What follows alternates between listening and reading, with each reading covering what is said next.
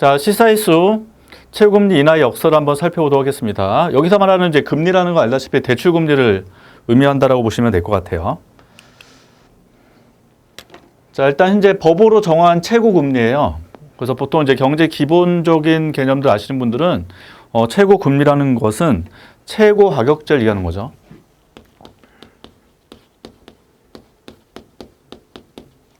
또는 같은 말로 가격 상한제라고도 하죠. 그래서 상한을 뒀기 때문에 요거 이상 대출 이자를 받게 되면 불법이 됩니다.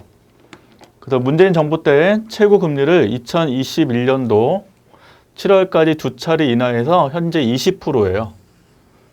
그래서 법정 최고 금리가 20%라는 거를 기억을 해두시면 되고요. 보통 이제 공기업 준비하시는 분들은 가끔 최고금리 퍼센트를 좀 물어보기 때문에 암기를 꼭 해주시면 좋겠습니다. 그럼 최고금리를 낮췄다는 거죠.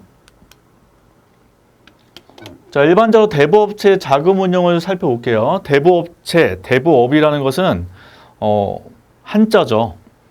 그래서 대부자금이라는 개념이 있고 영어로 쓰면 로너블 펀드라고 해서 대부업이라는 건 돈을 주로 이제 빌려주고 운용하는 업체라고 하는 거죠. 그래서 빌려주기 때문에 대출 금리를 받을 건데 얘네도 이제 돈을 어딘가 조달을 할 거예요. 그래서 대부업체는 일반적으로 은행 등으로부터 돈을 빌려와서 다시 돈을 빌려주는 시스템. 그래서 이제 금융권을 구분할 때 제1금융, 제2금융, 제3금융 이렇게 구분할 수 있거든요. 그래서 제1금융이 우리가 일반적 말하는 이제 은행들을 말합니다. 시중은행. 그래서 뭐 하나은행, 기업은행, 뭐 우리은행 이런 데를 얘기하는 거죠. 그다음에 제2금융권은 저축은행. 그래서 보통 이제 제1금융권보다 제2금융권이 위험도가 좀 높기 때문에, 그러니까 파산 위험이 높기 때문에 대출금리가 약간 높아요. 더. 그 다음에 마지막이 제3금융권. 여기에 이제 대부업체가 들어가는 거죠. 근데 이때 대부업체가 은행 등으로부터 돈을 빌려온다는 거예요. 그래서 저축은행 등에서 약 얼마 정도 빌리냐? 1년에 10에서 12% 정도 금리로 돈을 빌려오게 되죠. 그럼 당연히 여기 이제 기본 비용이에요. 자금 빌려올 때 발생하는 비용. 그럼 돈을 빌려줄 때는 10에서 12%를 넘어야 될 겁니다. 그게 이제 돈을 버는 거니까. 근데 여기에다가 이제 어떤 비용이 들 수 있냐면 대손 비용이 발생할 수 있어요. 쉽게 손해보는 거, 회수를 못할 수 있잖아요. 그래서 돈을 빌려줬다가 회수가 안 되면 그만큼 대부업체가 그 부담을 떠 안아야 되기 때문에 대손 비용이 발생할 수 있고, 그 다음에 관리 비용, 뭐 대부업체 자체에 이제 직원이 있으니까 직원 월급도 나갈 거고, 그 다음에 뭐 건물이 있으면 월세 나갈 거고, 이런 관리 비용도 있단 말이에요. 그래서 이걸 모두 다 고려한다면 현재 최고금리인 20%로는 수익을 내기가 어렵다라는 거죠. 그래서 현재 10에서 12% 정도의 돈을 빌려온다 하더라도 돈을 벌기가 쉽지 않은 구조다. 그럼 이렇게 되면 대부업체 입장에서는 운영이 쉽지 않기 때문에 문을 닫을 수밖에 없게 됩니다. 자, 이때 최고금리 낮게 설정할 때 효과를 한번 살펴보자고요. 일단 수익성이 나빠진다고 얘기했죠. 그래서 대출을 감소할 수밖에 없는데 보통 이제 경제 기본 그림 중에서 수요 공급 그림을 이제 배우셨을 거예요. 그래서 우상향에 서플라이 커브 하면 이제 자금의 공급 이렇게 해보고, 우항이 디맨다라고 쓰면 이게 자금의 수요 되고, 보통 이제 교차점에서 나오는 금리가 이제 균형금리라고 했을 때 정부 입장에서 이게 높기 때문에 법정 금리를 낮추고자 한다는 겁니다. 그래서 밑으로 이렇게 낮추게 되면 이게 이제 법정 최고 금리라고 한번 해보자는 거죠.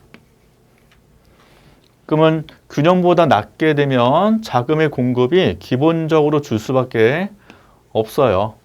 근데 자금 공급을 일단 여기서 누가 한다는 거예요? 대부업체가 한다는 거죠.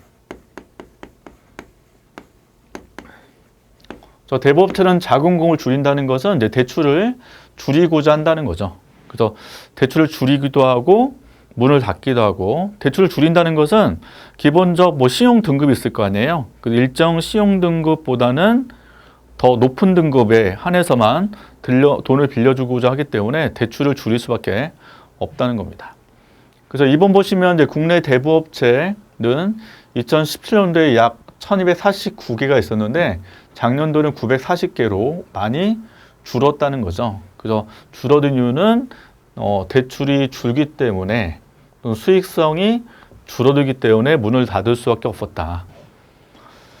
자, 그 다음에 대출을 줄이니까 초과 수요가 발생합니다. 그림처럼. 그래서 이만큼의 초과 수요로 사람들이 대부업체로 가서 돈을 빌리고 싶어도 돈을 빌리기가 매우 어렵다는 거예요. 그럼 여기서 돈을 못 빌리면 어떻게 돼요? 이제 재산금융권 말고 다른 데로 돈을 빌릴 수밖에 없고요. 이게 이제 불법일 수 있다는 거죠. 불법 사금융 피해가 그래서 늘어나고 있다. 불법이다 보니까 법정 최고금리 이상을 금리 책정을 할 가능성이 높아요.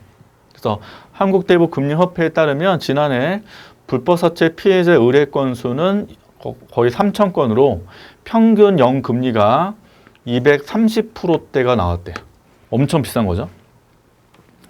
그래서 이게 부작용인데 그림에서 보다시피 현재 거래량은 여기서 발생을 하게 돼요.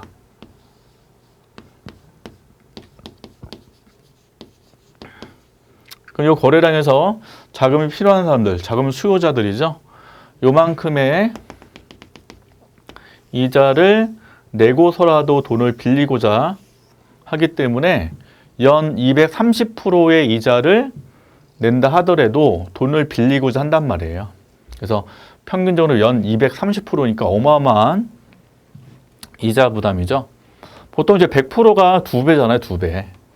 근데 200%가 넘어가니까 어마어마한 이자를 부담을 하게 되고, 다 불법이에요, 이게.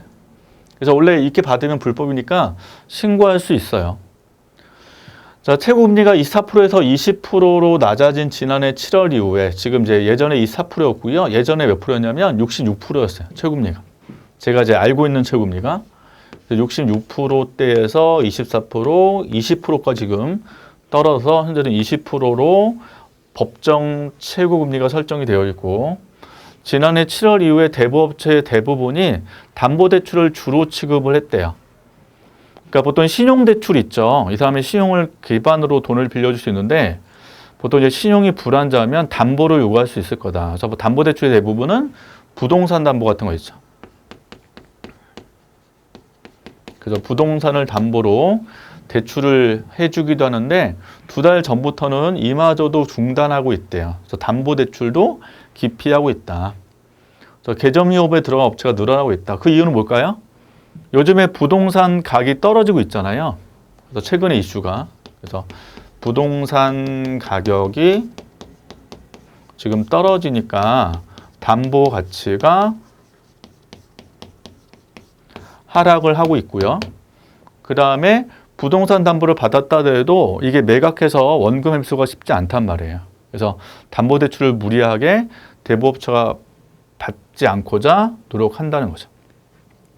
자, 따라서 현재 이 이슈는 최고 가격제에 대한 이슈입니다.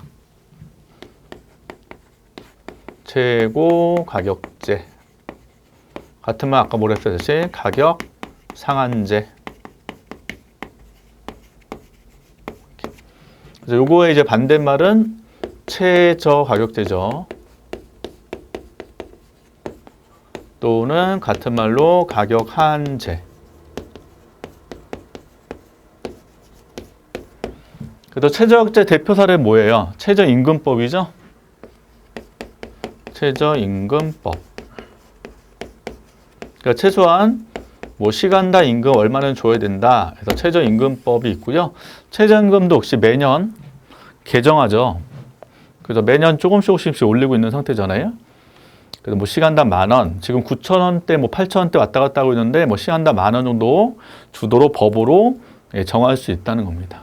그래서 보통 이제 경제의 가장 기본 이론 중에 뭐가 있냐면 수요 공급 이론의 응용파 때에서 정부가 개입하는 것에 대한 논점이에요. 가격 상한제나 가격 하한제나 모두 시장을 개입을 하기 때문에 시장 왜곡이 발생할 수 있고, 이 시장 왜곡이 있다는 문제점이 있다는 거를 꼭 얘기를 하게 됩니다. 그래서 방금 얘기한 대부업체의 이런 문제점들이 시장 개입, 시장 왜곡에 대한 문제점으로 이해를 해주시면 되겠습니다. 자, 그래서 해당 내용은 채금리 인하를 했을 때 이런 문제 있다는 것에 대한 어떤 시사 이슈이기 때문에 한번 검토 한번 해보시면 좋겠습니다.